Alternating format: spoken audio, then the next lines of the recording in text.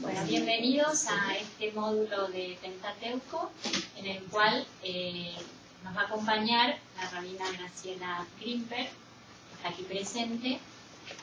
La rabina Graciela hizo sus estudios en el Seminario Rabínico Latinoamericano, presidenta de ISEL, que es el Instituto Superior de Estudios Religiosos. Tenemos el gusto de tenerla con nosotros. Los dejo a todos con ella. Muchísimas gracias. Bienvenidos ustedes, no van a escucharme, así que más todavía. Bueno, el tema que nos convoca para estos 4 encuentros es la Torá o el Pentateuco. Pero obviamente antes de poder abordarlo, tenemos que ver por qué es tan importante para el pueblo judío esta Torá, este Pentateuco, este libro. O sea, ¿qué es lo que tiene este libro? Y para ello primero tenemos que ver ¿qué significa judaísmo? ¿Qué piensan ustedes que es el judaísmo?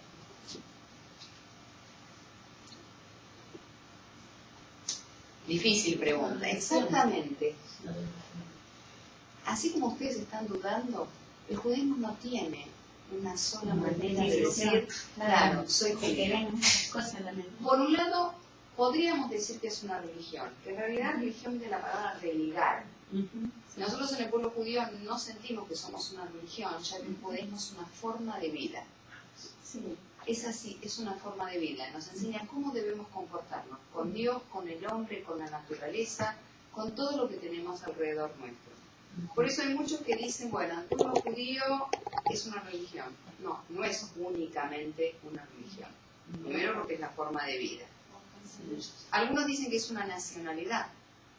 Pero, ¿qué significa nacionalidad? Nacionalidad viene del latín nacer, y esto nos vincula a un lugar de nacimiento, una ciudadanía. Pero yo, por ejemplo, soy argentina, no nací en Israel, y soy judía.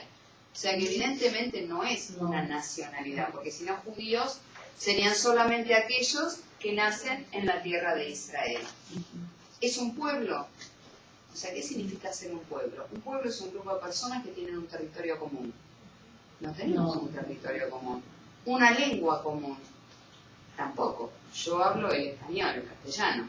Obviamente, tengo el hebreo, que es el idioma común entre los judíos, pero cada judío en cada lugar va a hablar su propio idioma, aparte del hebreo, que puede ser bíblico o no.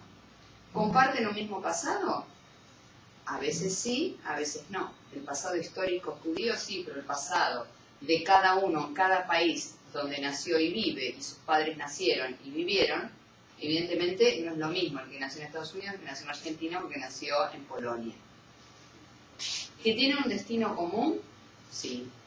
La verdad que tenemos un destino común, que es llevar la palabra de Dios a todos lados.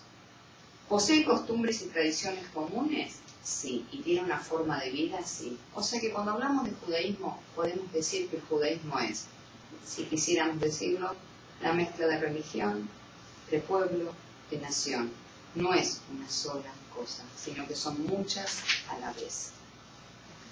El judaísmo es un sistema de creencias, de doctrinas, de ritos y de costumbres. Yo les decía antes que el judaísmo es una forma de vida, y es una forma de vida, porque me enseña a mí cómo comportarme diariamente. Cuando me levanto, ¿qué es lo que yo tengo que hacer? Tengo que rezar, tengo que lavarme, ¿qué es lo que tengo que hacer? Permanentemente yo puedo referirme a qué es lo que dicen nuestros sabios y voy a tener mi vida hecha. Obviamente tengo libertad y puedo hacer otras cosas. Entonces no hay una definición especial y única.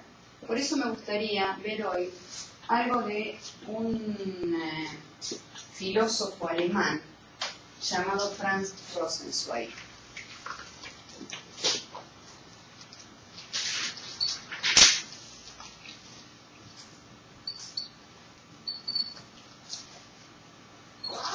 Él nació en Alemania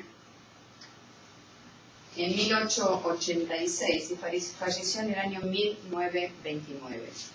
Y él trató de definir el judaísmo no en base a la definición común que nosotros le damos, sino a un objetivo y a una misión, que es totalmente diferente a lo que venimos viendo hasta ahora.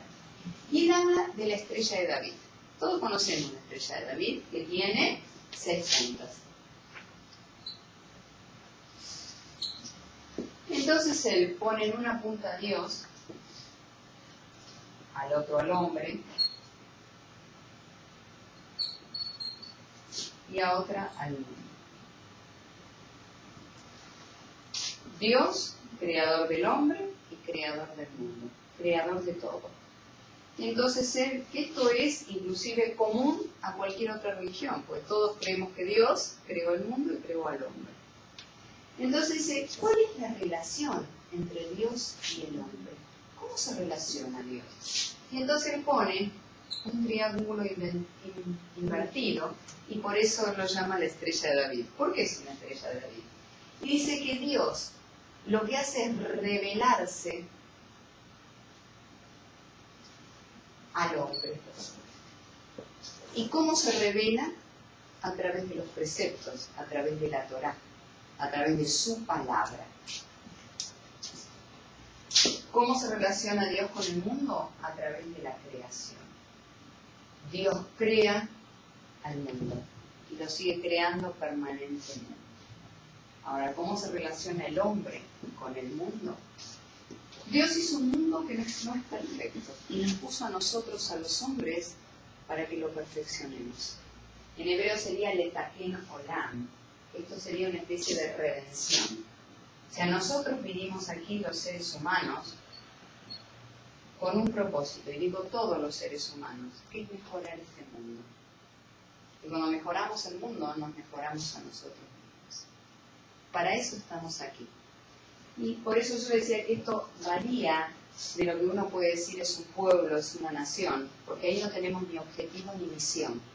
Acá el hombre tiene una misión, hacer de este mundo un mundo mejor. En hebreo sería letaken olam.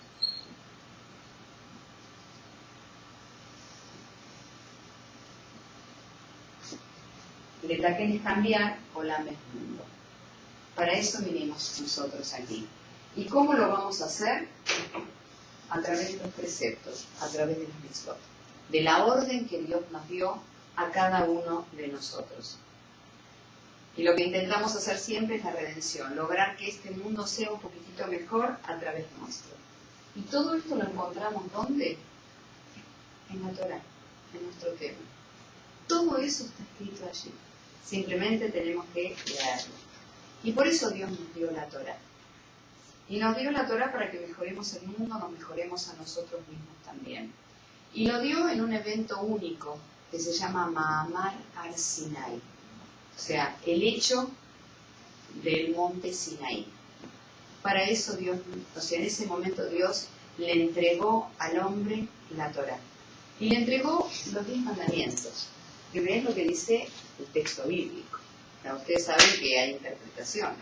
Entonces la pregunta es, en este siglo XXI, ¿qué es lo que realmente Dios entregó en el monte Sinaí? ¿Entregó los 10 mandamientos? Solamente. ¿Entregó la Torá? ¿Entregó el Tanaj? En unos instantes vamos a ver cuál es la diferencia.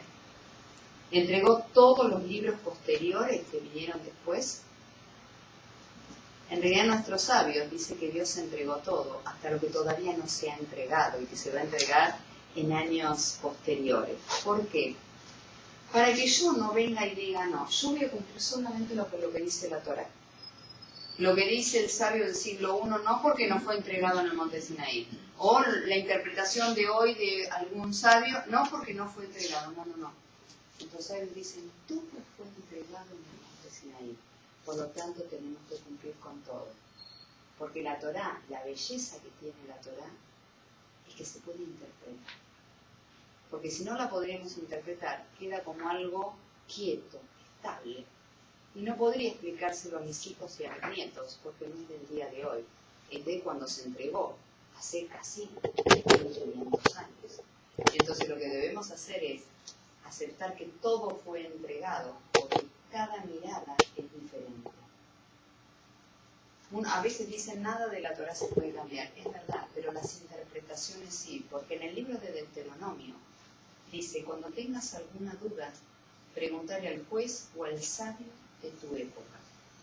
ya me está abriendo el paraguas y me dice, lo que yo escribí es tal cual, pero un momento, las interpretaciones, el texto, eso sí podemos cambiar. ¿Por qué? Porque son interpretaciones. Un ejemplo, nosotros en los 10 mandamientos dicen no trabajar en sábado. ¿Qué significa? Yo les pregunto a ustedes, ¿qué significa no trabajar en sábado? No trabajar. Yo le tengo que decir a la gente qué significa ese no trabajar. Entonces se reunieron sabios, gente simple y sencilla como nosotros, y se pusieron a pensar, ¿qué habrá querido decir Dios cuando dijo en los 10 mandamientos que no trabajarás? Entonces algunos dicen, bueno, no trabajar es no prender fuego, no trabajar.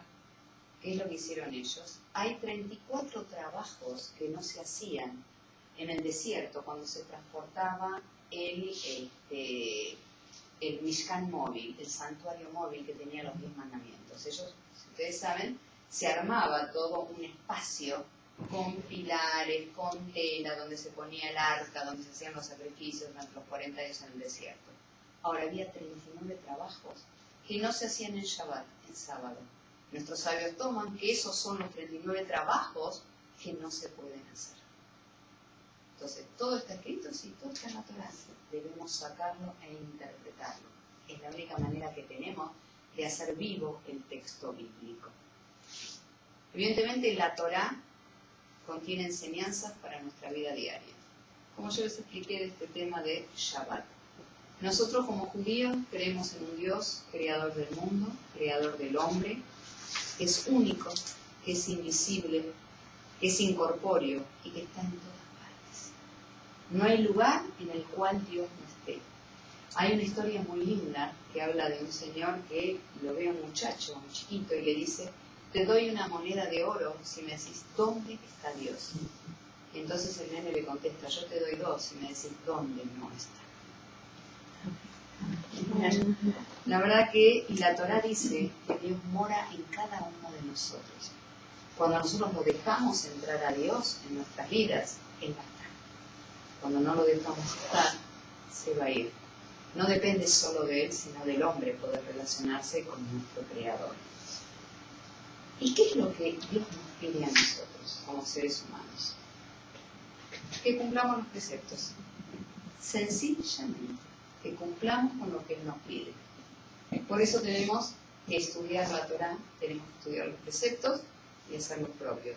Pero no hacerlo como autómatas. Tengo que hacerlo porque Dios me lo pide, comprendiendo cada uno de ellos. Cuando Dios nos pide que nos ocupemos del que no tiene, de la viuda, del huérfano, nos está pidiendo que nos ocupemos de quien tenemos al lado. Que quizás yo tuve la suerte de tener, pero hay gente que no.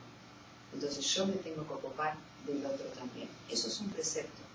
Porque el precepto no es solamente, y ya los vamos a ver qué clase de preceptos hay, el kasher. Para que yo sea una persona kasher, kasher significa apto. Y apto no es solamente la comida. Si yo como kasher, pero tengo mi empleado y no le pago como corresponde del 1 al 5, tal cual como yo arreglé con él, ¿por qué tengo ganas de viajar a Europa? No soy kasher. Si yo en vez de darle de comer al animal que tengo en mi casa, a mi perrito, primero le doy de comer a mi perro y después como yo, no soy kasher. El perro no puede abrir la heladera, poner la comida en el microondas y calentársela. Eso es ser no kasher si yo no lo hago. Por eso les digo, el judaísmo es una forma de vida. ¿Cómo me comporto yo en la vida? Eso es ser judío. Y eso es judaísmo. Y todo eso, ¿dónde lo encontramos? En la Torá. En este magnífico libro, que no es un libro de medicina, como algunos dicen, bueno, en realidad, porque la triquinosis, olvidemos, ¿no?, de la triquinosis y del cerdo, porque esto no. Hay preceptos que podemos entenderlos y preceptos que no. La Torá es un libro de diálogos, del hombre con Dios. Y Dios le dijo a Abraham, y Abraham le dijo a Dios, y Dios le dijo a Moshe, y Moshe le dijo a Dios, y le dijo al profeta Jeremías, Amós, a Isaías. Eso es la Torá, un libro de diálogos. Un libro que llega a nosotros para que no, la Torá no está ahí, igual que los preceptos, no están lejos para que yo no los pueda hacer, ni tan difíciles que, no, están al lado mío y yo los puedo hacer. Por eso, lo más importante es el respeto que yo tengo que tener con el otro. Por ejemplo, nosotros no podemos viajar en Shabbat, porque es un trabajo. Pero no solamente porque es un trabajo, sino porque me saca a mí lo que nosotros llamamos en hebreo el ruach, y lo que significa el aire, el ambiente de hacer un Shabbat. Ahora, si de repente hay una persona que tuvo un accidente y me llaman, yo no puedo decir, no, hoy es Shabbat, yo no voy. Hay algo que en hebreo se llama pikuach nefesh. Por salvar una vida todo es posible. Entonces yo tengo que viajar, porque yo tengo que estar con la persona que tuvo el accidente. Eso es judaísmo también. Entonces es maravilloso ver cada una de las cosas que el judaísmo nos da a nosotros. Y por eso una vez que pudimos entender esto de que, qué significa el judaísmo, cómo nos llena la vida y por qué la Torah es tan importante para nosotros, porque tiene todo esto. Mi forma de vida está en la Torah. Por eso un judío siempre tiene que estudiar, porque uno no puede hacer las cosas porque sí. Por ejemplo, yo puedo decir, hago porque hay que hacer, pero no comprendo por qué lo hago. Va a venir dentro de 5 años yo misma una persona y dice, Graciela, ¿sabes qué? No entiendo por qué no lo hago. Por ejemplo, el ayuno de Yom Kippur, del día del perdón. Si yo lo tomo literalmente, como es el ayuno, que no tengo que comer, y nada más, no estoy entendiendo lo que significa el ayuno de Yom Kippur. Entonces yo tengo que estudiar. Ahora, si yo estudio por qué se hace y no lo hago, tampoco me sirve. Entonces estas cosas tienen que ir de la mano. La acción y el estudio en el judaísmo.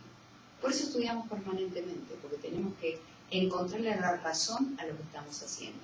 Y en el judaísmo todo tiene una razón. Nada es porque sí. Me puede gustar o no me puede gustar la razón que dieron nuestros sabios, pero que la tiene, la tiene. En realidad nos gusta porque los sabios han intentado estudiar todo esto, se han pasado noches y noches y noches intentando ver qué es lo que quiere Dios a través de los preceptos. Y esto es lo que nos llevó a nosotros. Entonces, la Torah también puede llamarse Pentateuco, porque la Torah, ¿qué es? Son 5 libros, los primeros 5 libros de la Biblia hebrea. La realidad es que nosotros tenemos una palabra que es Tanaj. Quizás la escucharon hablar. Y estoy escribiendo en chiquitito la A, especialmente.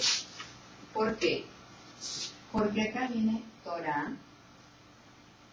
Neviim, que son los profetas, y Ketuvim, en hebreo las que no hay ningún problema, Ketuvim, que son las Megilot, que son el libro de Ezra y Nehemia. Ahora vamos a ver cada uno de estos libros. Entonces, ¿por qué decimos Tanaj? En realidad, ustedes saben que en hebreo no existen las vocales. Prácticamente no están. Entonces, perfectamente yo podía haber hecho Tunig, porque si yo le pongo a esto, en hebreo sería así. Puedo poner Tanaj, Tinaj, Tinej, lo que yo quiera. Nuestros sabios han dicho Tanaj. Este Tanaj contiene lo que es la Biblia, lo que es la Torah. Estos son 24 libros.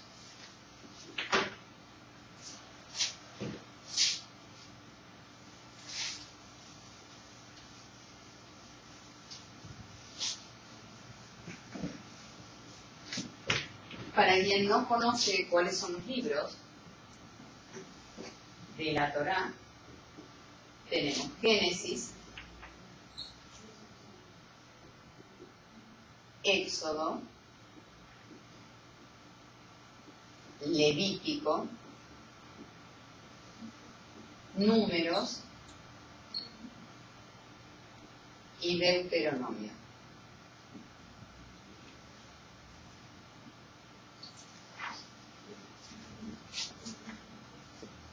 Génesis nos habla desde la creación del mundo hasta la muerte de José.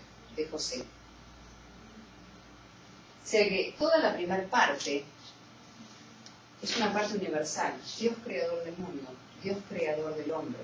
Recién a mitad del libro empieza la historia de nuestros patriarcas. 10 generaciones pasaron desde la creación de Adán hasta Noé. Y otras 10 generaciones pasaron de Noé a Abraham.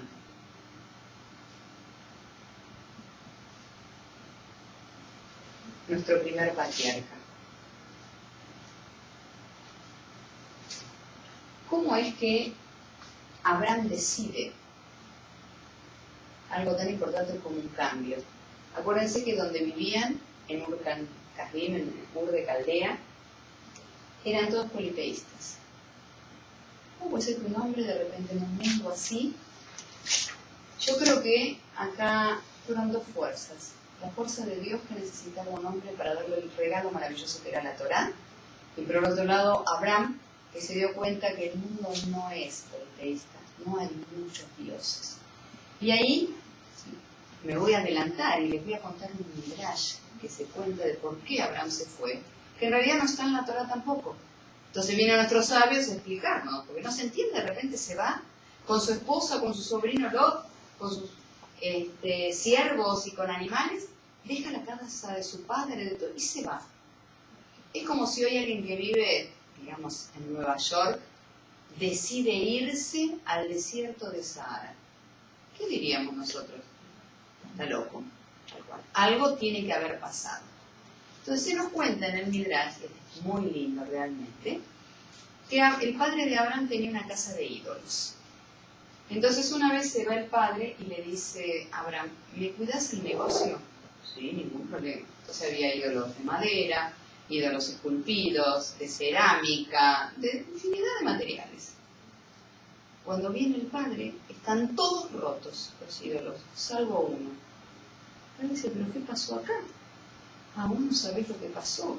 Empezaron a pelearse un ídolo con el otro y ganó este que es el más grande. El padre lo mira y le dice, a mí me vas a decir eso, yo los creé en la fábrica que tengo acá afuera. Lo que quiere decir este Midrash, que Abraham entendía, que uno no puede creer que un Dios sea tan irónico, que yo lo creo. En un mundo así, Abraham se tenía que ir a otro lugar, porque él no podía hablar de la palabra de Dios en un mundo en que todo el mundo cree que esto es un Dios, esto es un Dios, lo otro es un Dios. Entonces este es un Midrash que viene a contarnos el por qué se va. La Torah no lo dice. Lo que nos dice la Torah es Lech lecha mi'artzeja. Dios le dice, andate de tu tierra, de la casa de tus padres, de tu ciudad, de todo. No entendemos por qué. El Midrash viene a enseñar esto. Entonces, Génesis nos habla de la creación del mundo, el hombre. Nos habla de la creación de Noah, de Noé, el diluvio, la torre de Babel.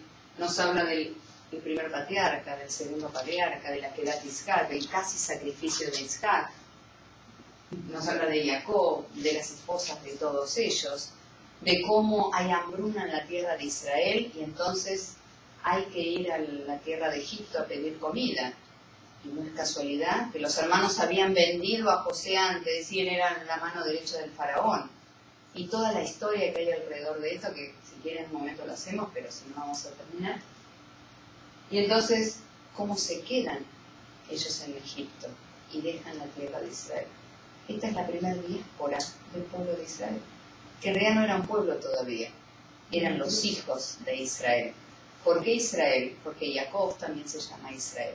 Cuando Jacobo, pelea con el ángel, él le dice a la mañana, cuando ya se tenía que ir el ángel, le dice, bendecime con algo. Entonces le dice, tu nombre no va a ser más Jacob, tu nombre va a ser Israel, que viene de la palabra Yashar El.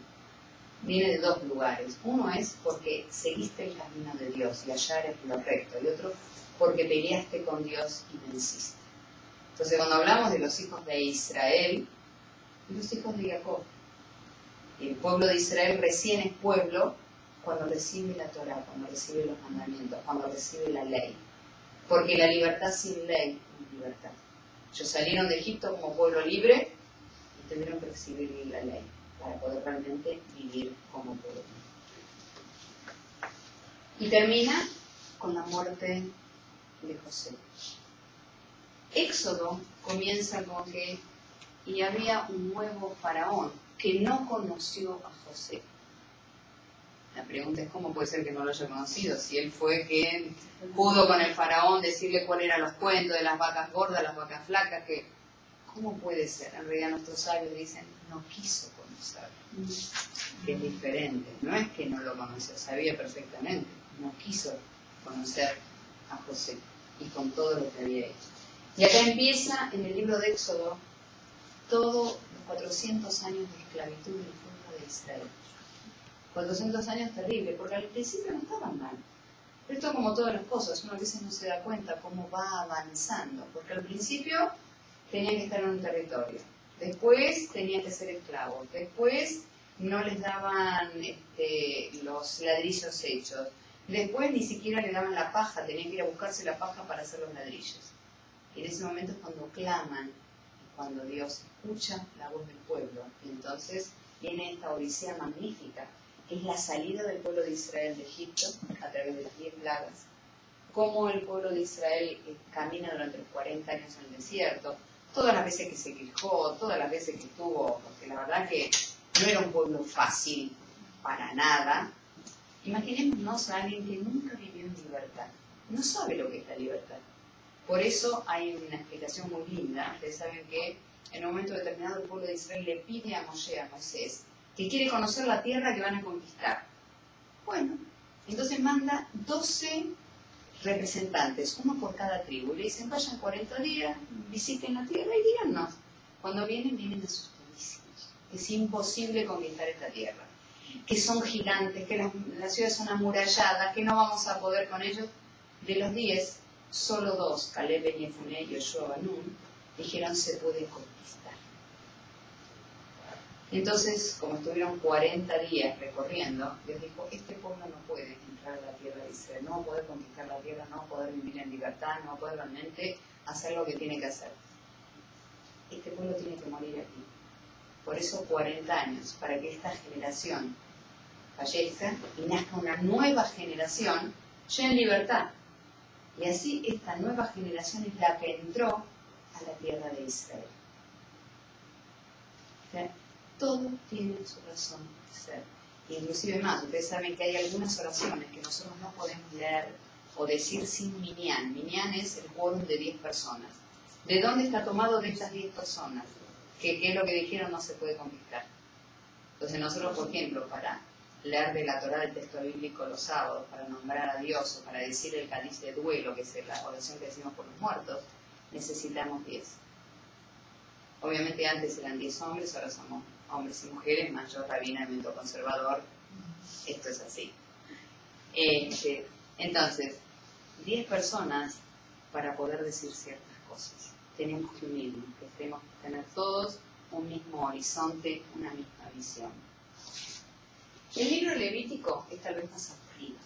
¿Por qué? Porque son todas leyes y leyes y leyes y todo lo que tienen que decir.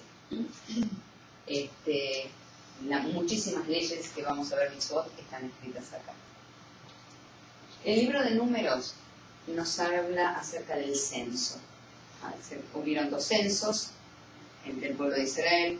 Nos habla acerca de todo el recorrido que hizo Israel en el desierto. Y es algo muy lindo porque nos cuenta acerca de las 40 paradas que hizo el pueblo de Israel durante esos 40 años. Algunos estuvieron una semana, otros estuvieron 3 años parados en un lugar. La Torá, el texto bíblico nos dice eso.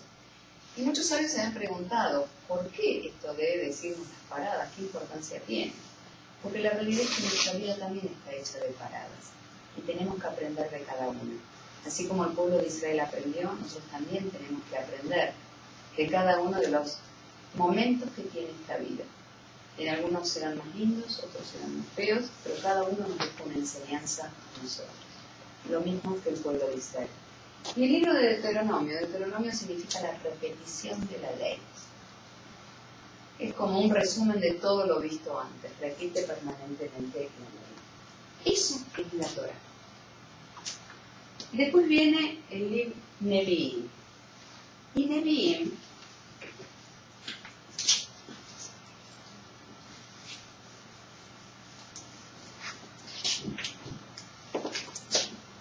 Nevi'im son profetas en hebreo. Y tenemos lo que llamamos Aharonim y Rishonim. Rishonim son los primeros y Aharonim son los segundos. Entonces, vamos a poner los primeros y los últimos. Y dentro de esto tenemos, de los primeros, ¿quién fue que siguió a Moshe, a Moisés, y conquistó la tierra de Israel? Josué. Entonces nos cuenta la historia de Josué, cómo fue conquistada la tierra. Después vamos a tener a los jueces. Y la época de los jueces es muy interesante, porque es como un círculo permanente. El pueblo vive bien, peca, Dios lo castiga, viene un Salvador, viven bien, peca, viene un Salvador, y así sucede todo el tiempo. Ese es el libro de los jueces. La historia, por ejemplo, de Sansón y Dalila está acá, dentro de los jueces. Y así hay muchas historias. A veces son capítulos de un solo, no versículo, sino de un solo pérez, de un solo capítulo, digamos. O sea, a veces tiene más, pero son todas historias cortas.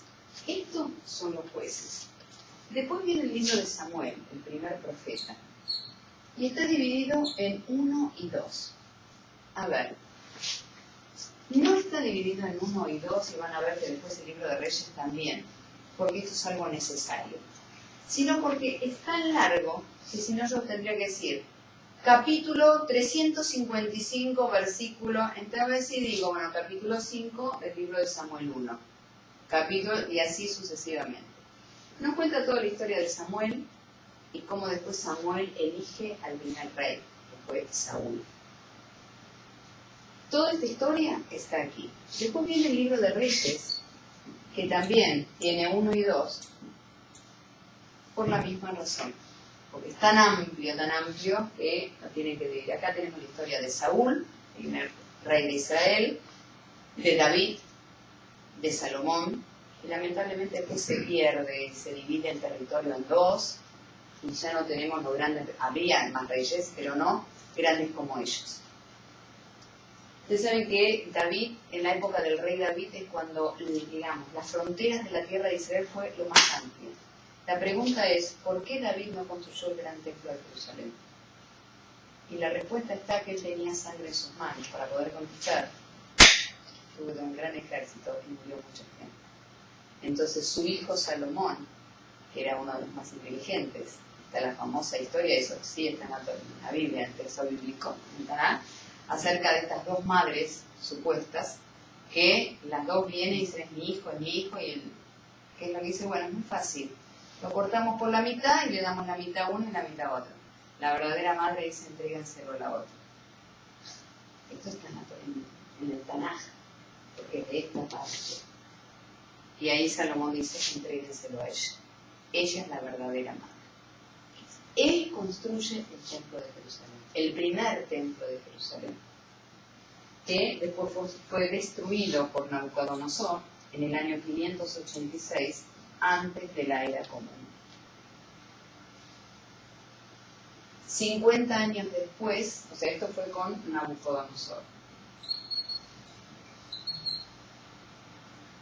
50 años después, Ciro permite al pueblo de Israel volver a la tierra de Israel, y con ellos vuelven Esdra y Nehemia, que vamos a ver que es uno de los libros.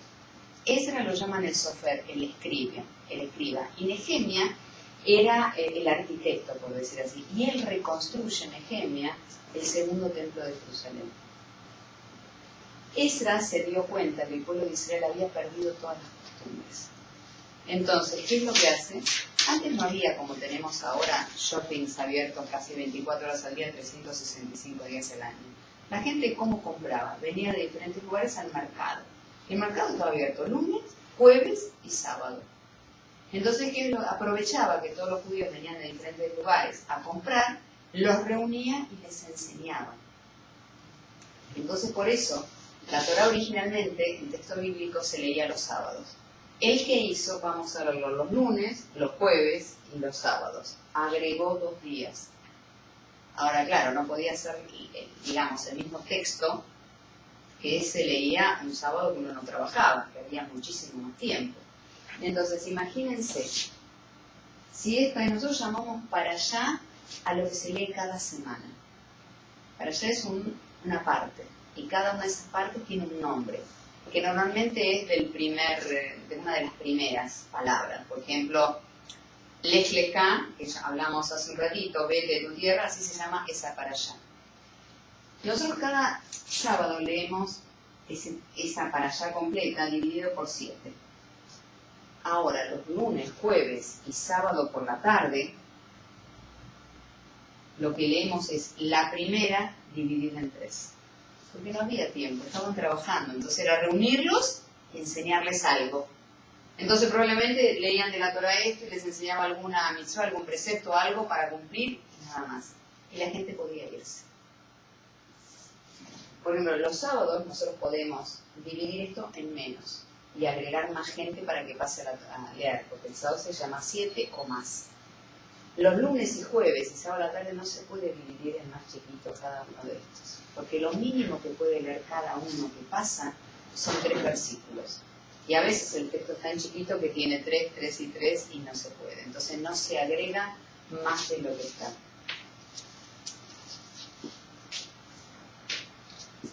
Estos van a formar los primeros, los rishonim, como yo les dije antes.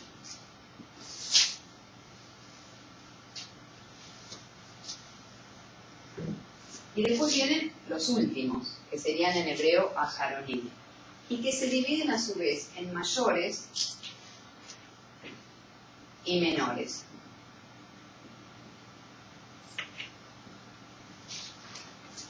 No porque uno sea más importante que otro, porque todos son importantes. Ya vamos a ver un ejemplo que leemos justamente en Yom Kippur, en el Día del Perdón, sino por la extensión que tiene el libro. Entonces, ¿cuáles son los mayores? Isaías, Jeremías y Ezequiel. Estos son los 3 profetas mayores, por la extensión. Imagínense que Isaías son 66 capítulos. Es enorme. Igual, ya sabemos que no el mismo Isaías escribió todo. El capítulo 40 lo escribió un Isaías, y del 41 al 66 lo escribió otro Isaías. Pero lo juntaron. ¿Cómo sabemos? Porque la manera de escribir es diferente. Pero como habla de lo mismo, y entonces, bueno, Jeremías, Ezequiel son los grandes. Y después tenemos los menores, que son Jonás, Zacarías, Malaquías, Oseas, Joel, Amós. Son todos, algunos tienen un capítulo. Por ejemplo, uno de los libros más maravillosos que tienen estos aharonim, de los menores, es el libro de Jonás, de Yoná. ¿Y cuándo se lee el libro de Yoná? La tarde de Yom Kippur, del Día del Perdón. Podríamos haber elegido, no nosotros, nuestros sabios, obviamente, alguno de los libros de Isaías, Jeremías, Ezequiel, algunos, sin embargo, no. ¿Y por qué? ¿Conocen la historia de Yoná? Sí. Yoná era una persona sencilla, como nosotros. Y vino un día Dios y le dice, quiero que vayas a la ciudad de Nínive. Nínive era una ciudad no judía, pero que estaba pecando, para que el pueblo deje de pecar. ¿Y qué es lo que hace Jonás? Se escapa. Como si uno pudiera escaparse de Dios. Imposible. Imposible. Entonces, ¿qué hace? Se va y toma un barco. Y cuando está en el medio del océano, el barco viene una gran tormenta y casi se da vuelta y todo el mundo está tirando las cosas por la borda porque acá nos vamos a morir todos. Y cada uno le está rezando a su Dios, porque en ese momento era politista. ¿Qué hacía Jonás? Estaba en su camarote durmiendo. Entonces viene el capitán y dice, por favor, Jonás, vos también rezar a tu Dios.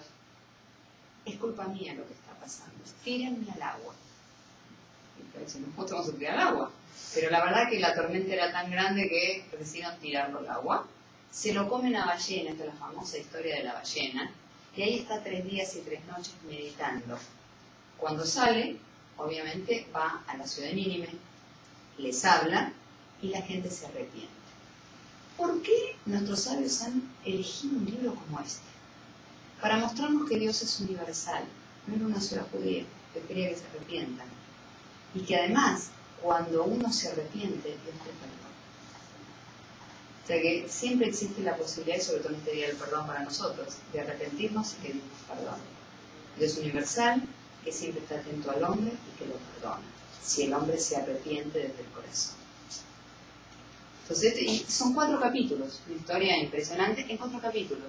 Por eso es menor, porque son historias muy pequeñas, historias maravillosas realmente. Y después vienen los Ketuvim, estos escritos.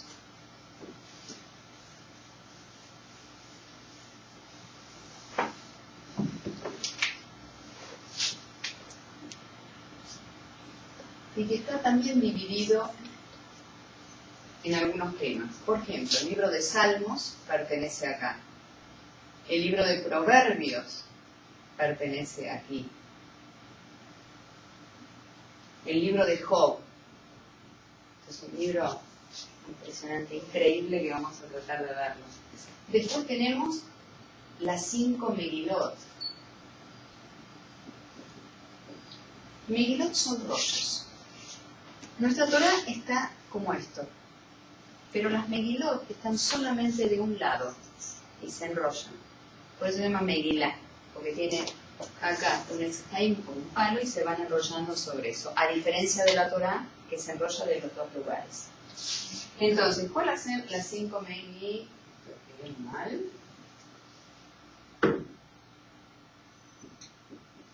Las 5 Megilot son Cantar de los Cantares,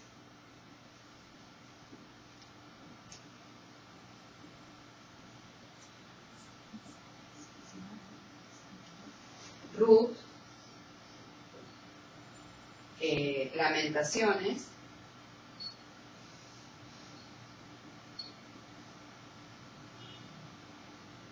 Eclesiastés,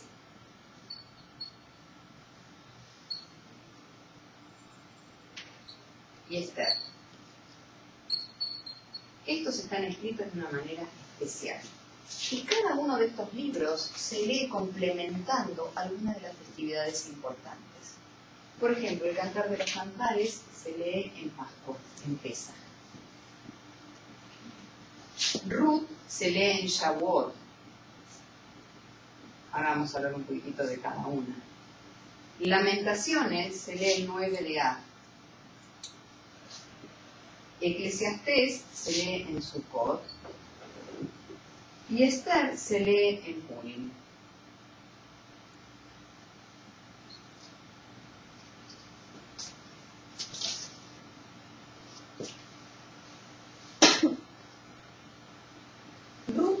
O sea, Shavuot es la entrega de la Torá, la fiesta de la entrega de la Torá, que ahora el 23 de mayo va a ser. O sea, conmemoramos ese momento. Generalmente es en primavera en Israel. Ruth. ¿Quién fue Ruth? La primera conversa de la historia de la humanidad. Había una persona llamada Naomi, con su marido y sus 2 hijos, que había hambruna en la tierra de Israel, que es algo increíble porque ¿en qué ciudad vivían? Beit Lehem, en la ciudad del pan. Y de casualidad en la ciudad del pan no había pan. Entonces, ¿a dónde se van? A Moab, a la tierra de Moab. Y ahí, ambos hijos se casan, uno con Ruth y otro con Orpá. Muere el marido de Naomi, muere los 2 hijos que tenía Naomi con su marido, y entonces Naomi le dice, mira, yo voy a volver a mi tierra. Les digo, chicas, gracias, no tengo más hijos para darles, porque ¿cuál era la costumbre? No tenían hijos. Que cuando muere un hombre sin dejar descendencia, la mujer se tiene que casar con algún hermano. No tengo más hijos para darles, quédense acá, yo voy a volver a mi tierra. Orpá le dice, ok, andate, yo me quedo. Orpá viene de la palabra Oref, que significa esta parte de atrás. ¿Por qué? Porque ella se da vuelta, cada nombre tiene un significado. Se vuelve y dice, Ruth le dice, no, yo voy con vos, tu tierra será mi tierra, tu Dios será mi Dios, donde vos mores yo moraré, donde vos mueras yo moriré. Y se va con ella a la tierra de Israel. Y ahí obviamente esto es un cuento encantado, porque hay una costumbre en el judaísmo que cuando uno está cosechando una tierra, se dejan las 4 puntas para la gente que no tiene. ¿Por qué no en el medio y sí en las 4 puntas? Para que no pase por el medio y la gente vea que está recogiendo. Entonces, no tiene, pero no lo humillemos. De costado ellos pueden ir por el campo y recoger. Entonces, bueno, van a la tierra de Boaz. Boaz era un familiar muy lejano de Ruth. Obviamente, no de Ruth, perdón, de Naomi. Se enamoran Ruth y Boaz. Y entonces, bueno, como él no estaba el primero para poder pedirla en esta sucesión que yo les decía, él va delante de todo el pueblo y dice, yo la quiero. ¿Hay alguien que la quiera? No. Perfecto. ¿Por qué es importante la historia esta de Ruth? Porque ella es la bisabuela del rey David. Nada más y nada menos. Entonces el libro de Ruth termina y Boaz engendró a tal y engendró a tal y engendró a David, que después fue el rey David, el famoso rey David. El libro de Lamentaciones. Es un libro donde permanentemente es como llorar con el libro mismo cuando uno lo lee. ¿Qué pasó el 9 de Av? El 9 de Av fueron destruidos los 2 templos de Jerusalén. El primero, como yo les dije, en el 586 a.C. por Nabucodonosor, y el segundo, en el año 70 de la era común, por Tito, por el emperador Tito. Este segundo templo nunca más fue construido. Y a raíz de eso nosotros tuvimos 2000 años de diáspora, hasta que pudimos construir y tener nuestro Estado de Israel en el año 1948. Nos llegó que estemos de lugar en lugar, vino el holocausto, la Shoah. Bueno, finalmente, gracias a Dios, hoy tenemos un Estado de Israel. Que muchos dicen esto es consecuencia de la Shoah. No, no es consecuencia, es una respuesta a la Shoah que es diferente. Es una necesidad que el pueblo tenía. Como son Lamentaciones, se lee en este día. El libro de Eclesiastés habla de la vida y de lo perenne que es la vida. Sukkot es la festividad en la cual uno vive en cabañas. Y se nos pide específicamente que nosotros también vivamos en cabañas y que nos pongamos en el lugar de aquel que no tiene. Entonces, cuando uno vive en una cabaña y no tiene agua, no tiene luz, y llueve y uno se moja y no tiene comida, entonces, como la festividad de Sukkot es esa. Y además, se nos pide que en la Torah lo dice, Samea, que estemos sobre todo contentos. A pesar de todo, tenemos que estar contentos y agradecidos. Se cuenta una vez que una persona estaba dando una conferencia y uno se levantó y dice, hoy fue terrible para mí. ¿Pero por qué fue terrible? Porque estaba lloviendo, salí de mi trabajo, estaba pinchada la goma, y tuve que ponerme a cambiar la goma y me mojé todo. Se levanta otra persona y dice, yo en su lugar estaría feliz. Y le voy a contar mi historia. Hace 1 año y medio me dijeron que yo no iba a vivir más de 6 meses. Si no hacía esto, aquello. Cambié mi forma de vida. Me pasó exactamente lo mismo que usted esta mañana. Pero estaba feliz de mojarme y cambiar la agua. O sea, frente a un mismo hecho, ¿cómo podemos mirar las cosas? Desde el punto de vista de, ¿no? Esto es lo peor que me pudo pasar, o esto es lo mejor que me pudo pasar. Y Sukkot es eso. Es ponerse en el lugar del otro, del que no tiene. Y el libro de Esther nos cuenta toda la historia de Purim, que es la historia en Persia en el año 500 antes de esta era, cuando también se quiso asesinar, matar a todo el pueblo de Israel. Entonces recordamos eso, lo leemos. Y el Cantar de los Cantares es un libro muy lindo porque estuvo en la duda de nuestros sabios si entrar o no en el canon bíblico. ¿Por qué? Porque es la historia de amor de un hombre y una mujer, y qué lindos son tus pechos y tu cuerpo y tus besos. ¿Cómo podemos decir que esto es el canon bíblico? ¿Cuál es la respuesta? Que en realidad esto no es así, sino que tenemos que verlo desde otro lugar. Es el amor entre el pueblo de Israel y Dios. Frente a eso, no tenemos inconveniente. Y después vienen los libros históricos.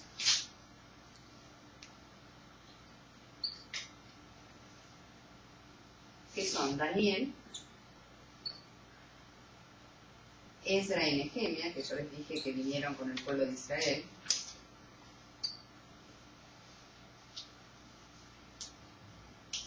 y Crónicas 1 y 2. Otra vez lo mismo, es 1 y 2 simplemente para poder dividir. Única. 1.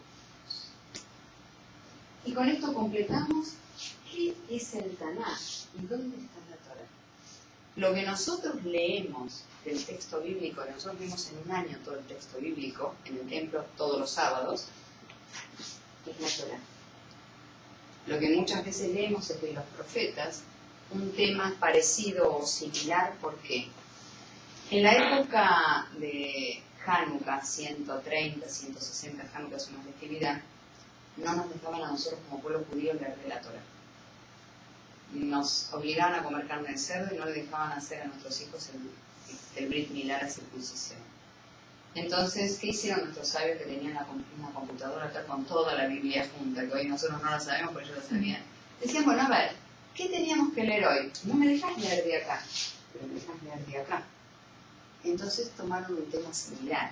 Por ejemplo, en Rosh Hashanah, en Año Nuevo, nosotros leemos el primer día acerca de cómo Sara no podía tener hijos. Entonces empezaron, ¿a quién no pudo tener hijos? Y después Dios le regaló un hijo, Hannah, y leemos Hannah. Entonces se leía eso. Cuando después ya pudimos leer, nuestros sabios dijeron, ya está la costumbre, leamos la Torá y leamos esto. Y así se leyeron las dos cosas. Hacemos un break, me están pidiendo por ahí.